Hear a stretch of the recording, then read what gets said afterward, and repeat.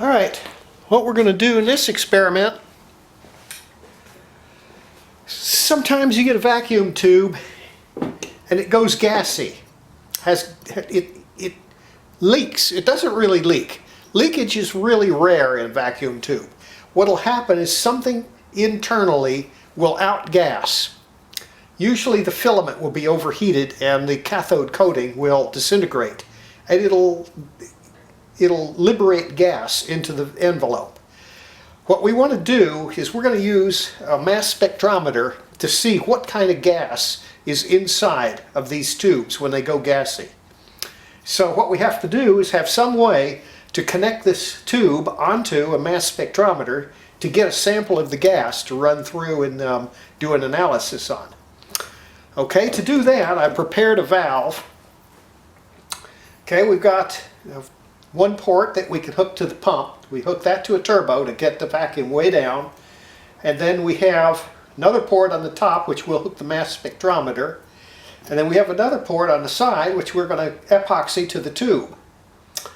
Now inside of here we have a very sharp pointed needle. And when we turn this knob, that needle protrudes out and it'll punch a hole through the glass of the tube. Hopefully nice and smooth and not shatter anything. Now, we can't do it. We can't just take it and punch a hole in the glass. It'll shatter. This is a scribe here, just pointed scribe. And if I was to take that and just punch hard enough to punch, it would just literally, there'd just be cracks going everywhere. So what we're going to do is we're going to grind the glass down thin in the place where we're going to punch a hole. And to do that, we'll use one of these diamond burrs in a Dremel tool. These diamond wheels, they're just a disc that's coated with diamond powder, available on eBay for very, very reasonable prices, on the order of $2 each or so. So this isn't a serious expense. There are companies that sell them for a lot more than $2 each, but you don't have to buy from them. They're made for the space project and stuff where they have unlimited tax dollars available. These are duds here. These tubes are duds. They're open filaments, so they're used. I'm going to use them just for seeing what it takes to punch a hole through the tube. Okay, so what I'm going to do is I'm going to take this and I'm just going to grind an area and thin the glass down.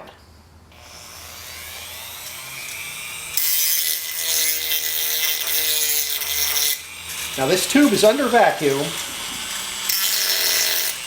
so if I overdo it, it's going to crack.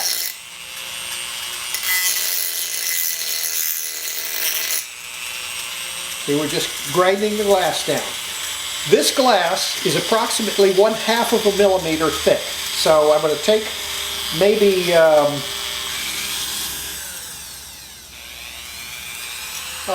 10 thousandths off, half of that.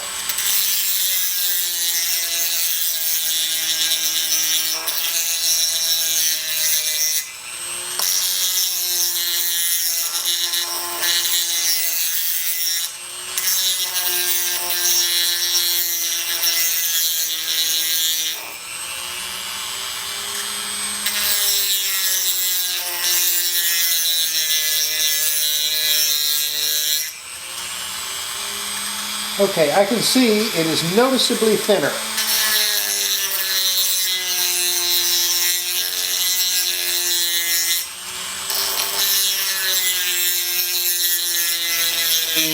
Up. Yeah, pop through, okay?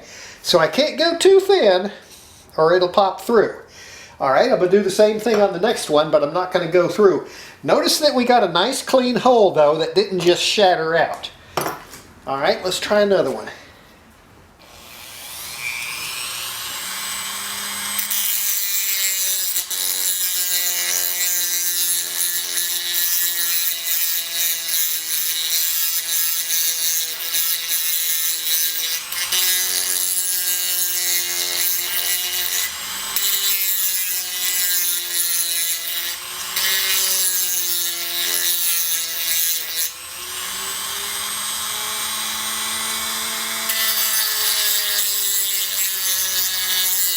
Okay? Now, I've thinned it down, but I did not go too far this time. All right, I'm going to try popping this one. I'm going to try punching a hole in it. Now, I don't know that it's going to do, so I'm going to put a rag around it so that if it does crack and shatter, it isn't going to punch my fingers. All right, I'm just going to take the sharp point of this scribe and we'll press on this ground area and see if I can poke a hole in the glass.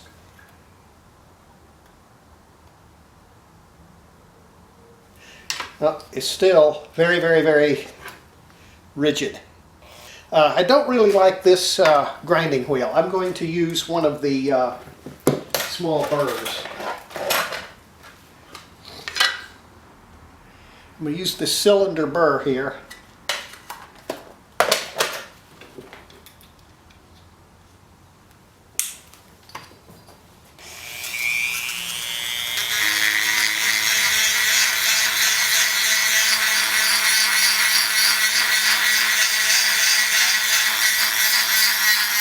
That's a lot more easy to control.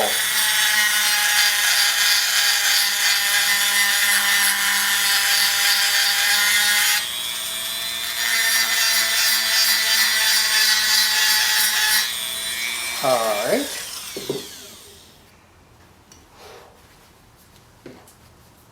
Okay, point.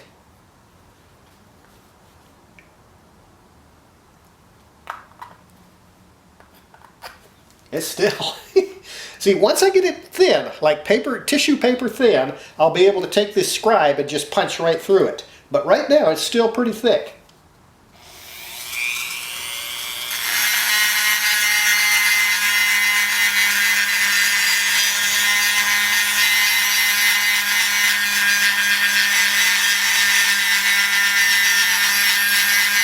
We'll try again. Here goes. Still very, very solid. Some of these tubes are thicker than others, I guess.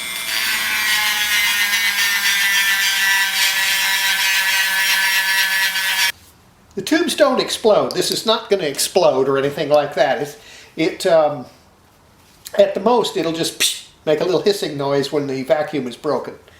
All right, we'll try again. See?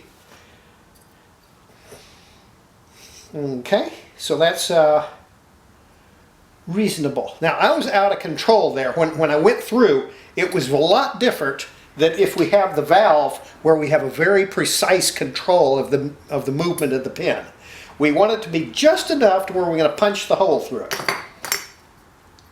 All right, let's try another one. I got one more left here. So I'm just doing this to get to practice. I haven't used one of the tubes that has gas in it yet. These are all duds. They're open filament. They're useless for anything.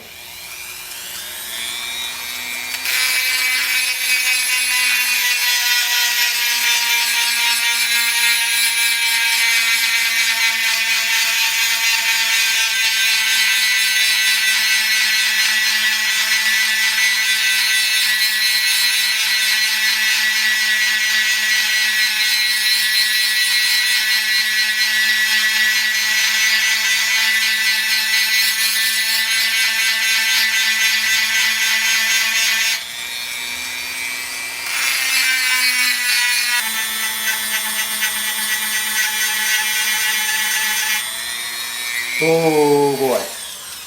You see how it's discolored there? That's where it's just right on the edge of going through. Okay.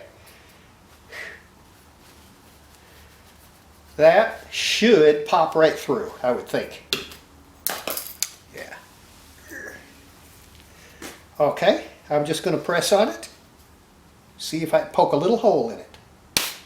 That's perfect. You saw how that just went through? Made just a nice little even hole right in the middle. So that's what I have to do. I have to grind on it until it just starts to change color. And then we'll know we're getting very thin. And when the needle hits it, it's just going to poke a little hole in it. And when we have that epoxied onto this valve, then that will let the gas that's in the tube flow into the chamber and into the mass spectrometer. Okay, so what we have to do first is get the tube, grind it down, get it ready, and then we epoxy it onto the valve. Then we place the valve on the vacuum system, and we pump and we pump and we pump until we get all the air that's trapped in the metal here exhausted. We'll leave it pumping for hours and hours. Okay, that will get it to where we have the minimal amount of air left. Okay, then we'll close the valve off to the pump, and we'll use this knob here to take the needle and push it into the tube and pop it, and that'll poke a hole in the wall of the tube, and whatever gas is in the tube will flow into the vacuum system where the mass spectrometer is. Okay, next I have to get the actual tube for the experiment. These were just dud tubes that they had burned out filaments. They're not good for anything other than parts. Okay. Okay, here's the tube that we'll use for the experiment.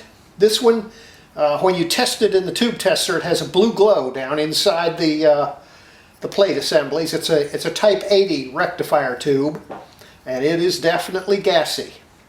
Alright, so the first thing we have to do is get a patch on there that is ground to where epoxy will stick to it, and then thin it down to where we have the thin spot for the needle to puncture. Alright, and we'll get glasses on. I don't ever use any power tools without glasses. Okay.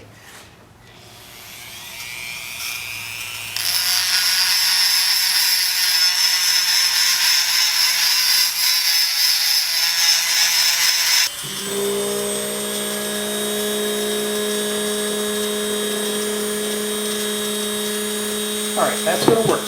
So what I'll do now is grind the center of it until it shows thin, like before.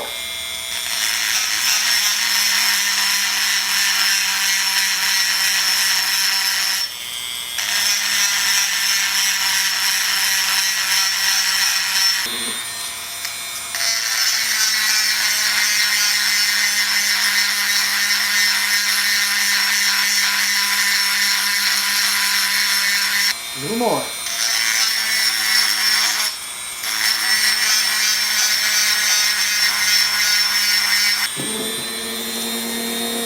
Okay, it's changing color. I'm going to stop right there because I don't want to take a chance and go too far. Alright, the next thing we're going to do is we got to epoxy that onto there.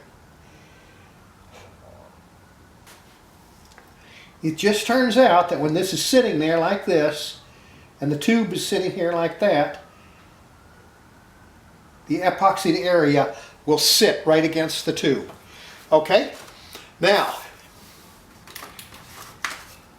the epoxy we're going to use is type 1C, which is a high vacuum epoxy.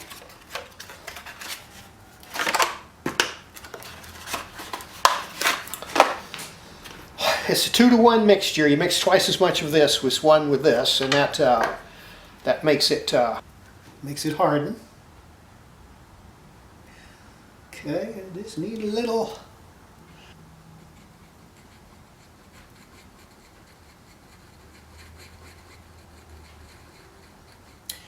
I'm just mixing the epoxy here. I don't need to show that on camera. It looks like bird manure. Okay, I'm just going to put a ring around. I don't want that to go over the area where we're going to punch the needle, because it might make it so hard that it would punch the whole side of the tube in. We don't want to do that. Okay. We just want this to hold that thing on there.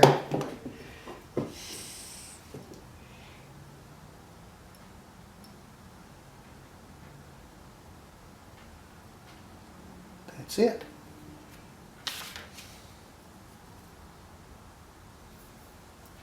Okay. I'm just going to mix that, swap that around there.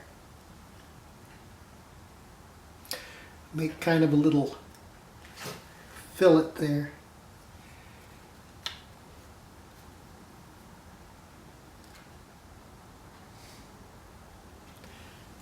Okay.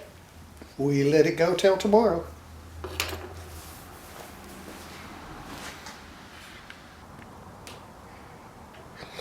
Alright, it's been sitting overnight, and let's see how we're doing. Okay, the epoxy is hard. And there's our test setup. Okay. Yeah. Okay, that's it. There's our our test setup for the tube. Now the tube is not punctured yet. The tube still is intact. So we're going to pump it down and then we'll puncture it.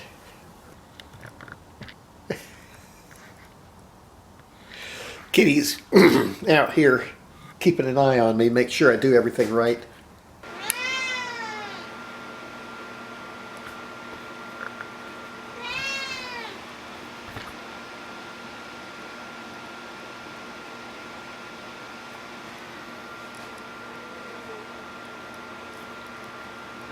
Alright, let's see.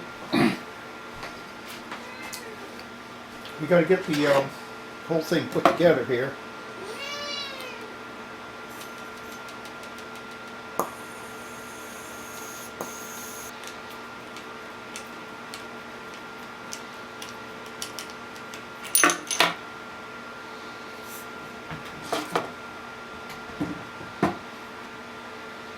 Put a little vacuum grease on it.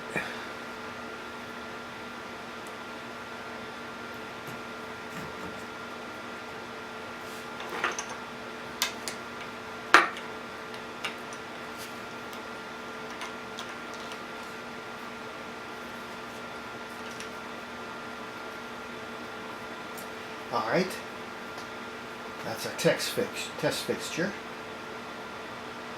Okay, and we'll need another clamp and ring for the top.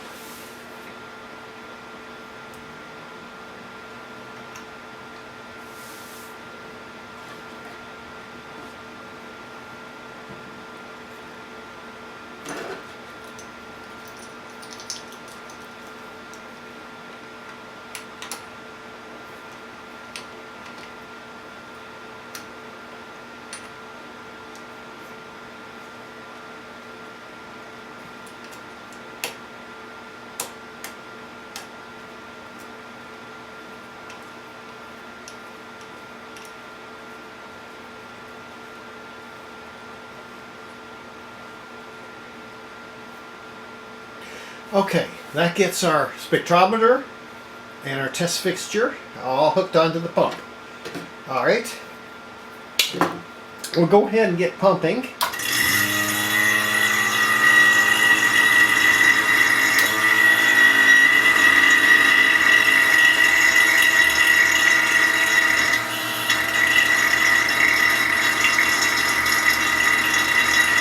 Now, we have to let that pump for hours.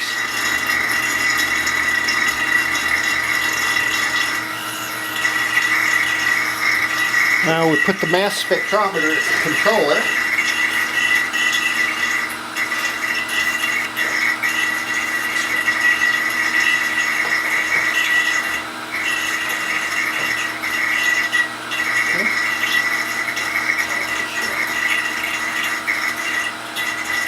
Okay.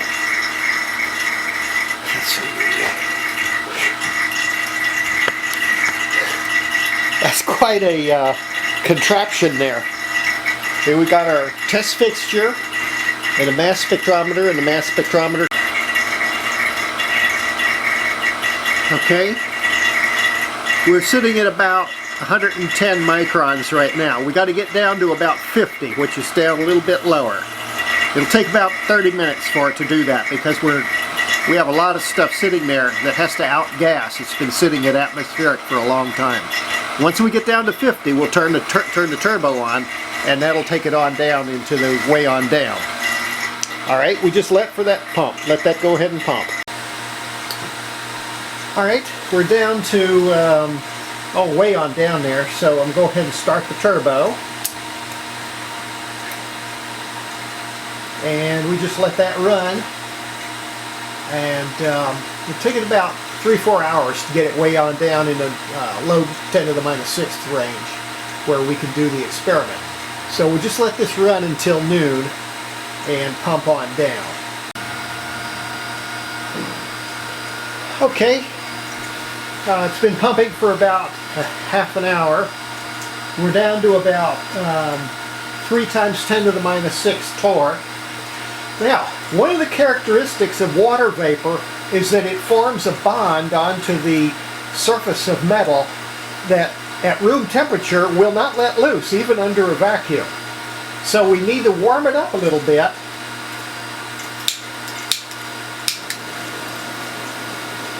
so that the water vapor will break loose from the metal.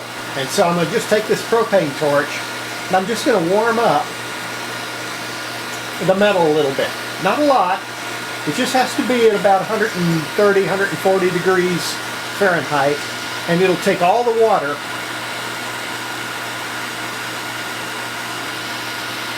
in the metal and drive it loose. This is something a lot of people don't realize working with vacuum, is that water vapor will not let loose at room temperature, no matter how much vacuum you have. It would take many hours for it to sublime off of the metal if you don't heat it. But heating it just a little bit, 140 degrees is all it takes Fahrenheit, and that will drive the water loose. The pressures come up to above 10 to the minus 5th torr right now. That's the water vapor being driven off of the metal. By heating the thing, it's just warm to the touch. By heating it, it only takes a matter of seconds for that water vapor to be driven loose.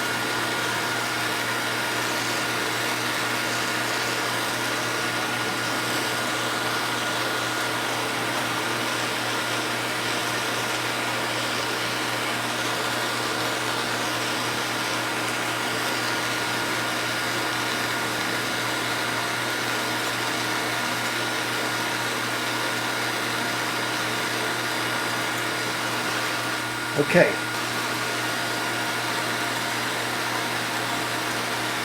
I'm just watching the gauge down below to see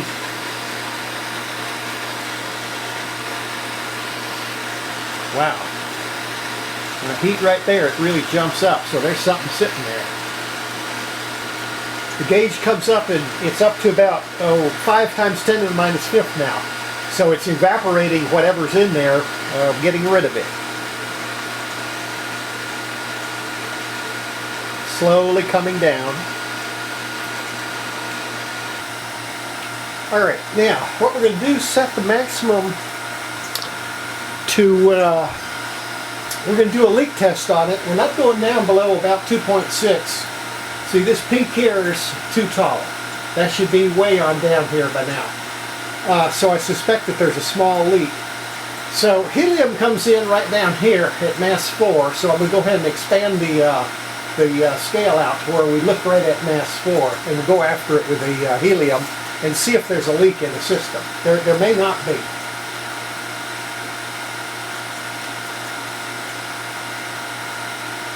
Now helium is right here, so if we now what I've got is a tank helium.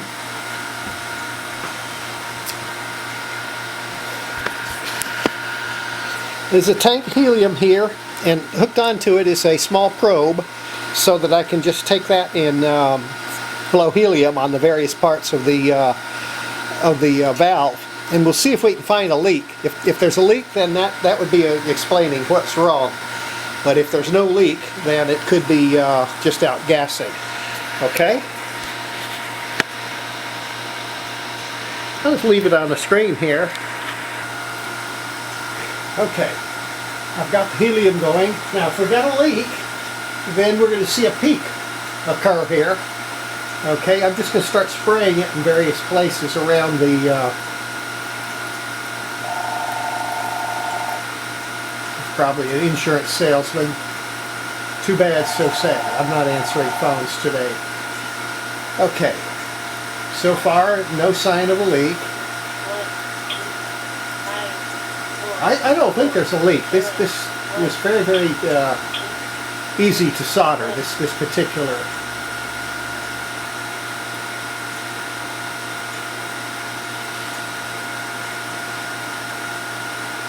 Whoa! Leak. See that? All right.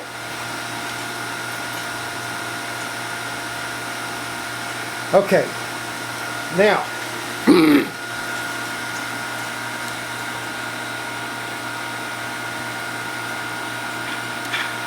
I'm putting the probe right here.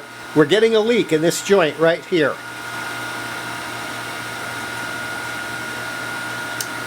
Okay, let me get a wrench and we'll tighten that down. These right here.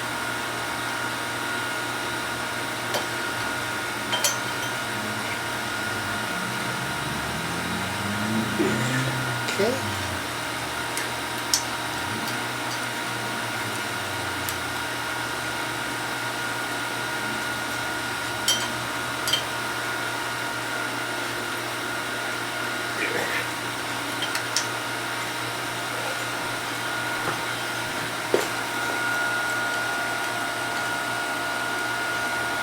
What we're going to do is make the test again. Okay, I'm going to turn the helium on.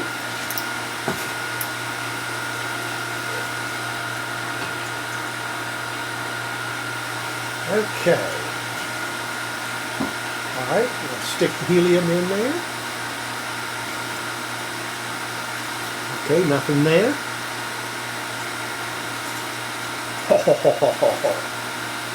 Okay, on the other side, I'm just going around that fitting with the helium. Nothing. It's absolutely sealed. Okay, so now we've gotten rid of the leaks.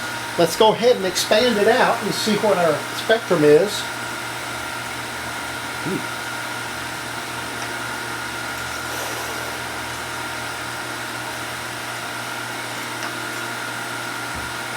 Alright, I want to take that en masse, I'm going to put it 50.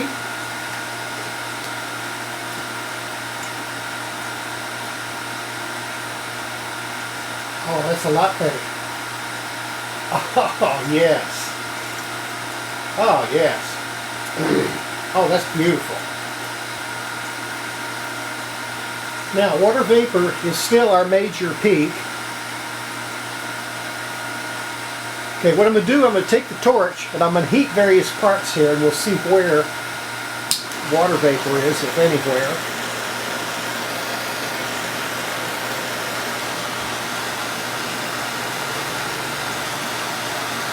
Let's see, it came up when I heated it. Alright. I'm just heating the fittings here.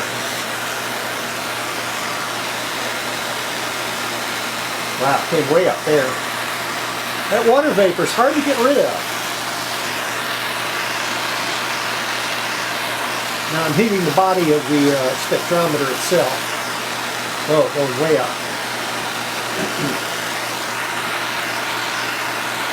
This is water vapor. That's oxygen and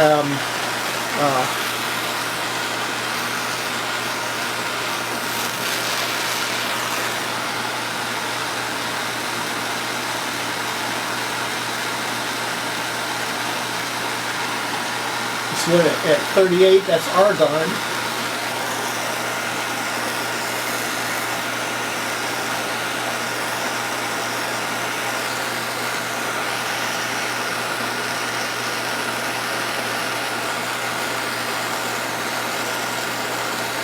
Whew. That water vapor is being driven out of there.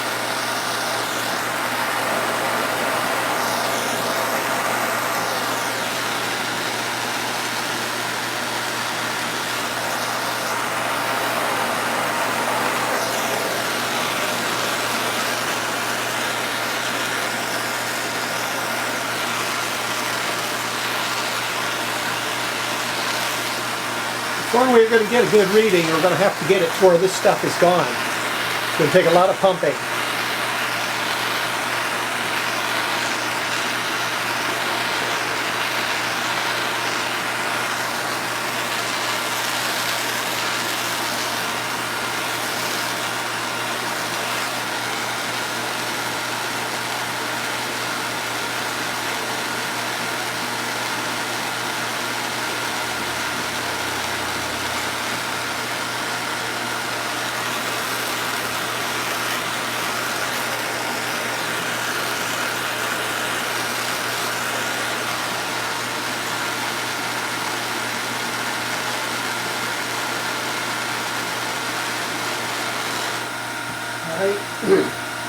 see where that settles down to. That's so hot I can't touch it now. It's probably about 200 degrees.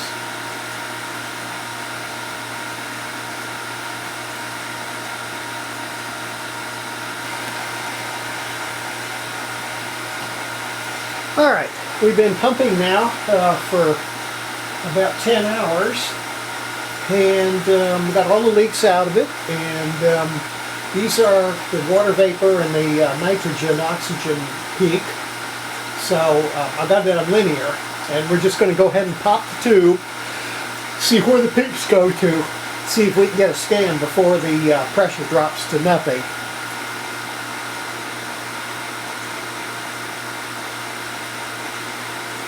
I'm going to set it.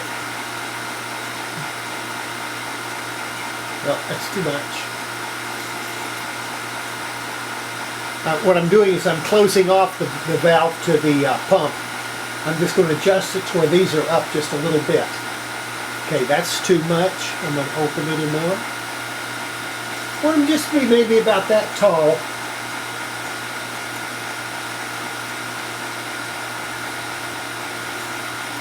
Alright, I'm going to open it a little more.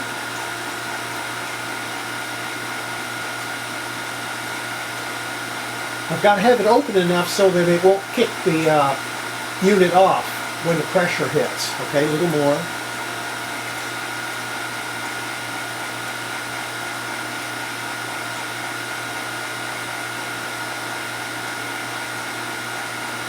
It's getting there. I can't go that much. Let's see what happens.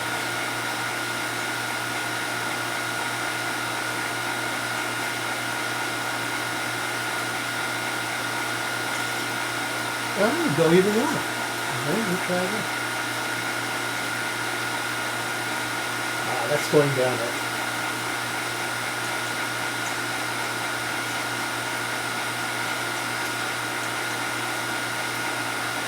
Okay, maybe a little more even. Okay, I'm going to go right there.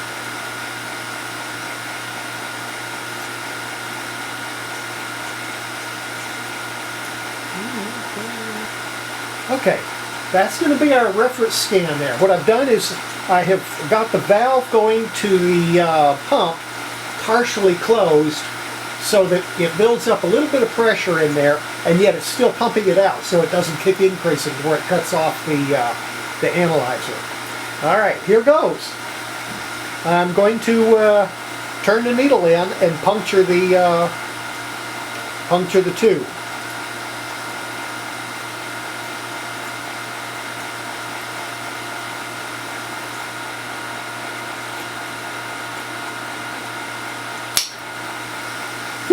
There it went.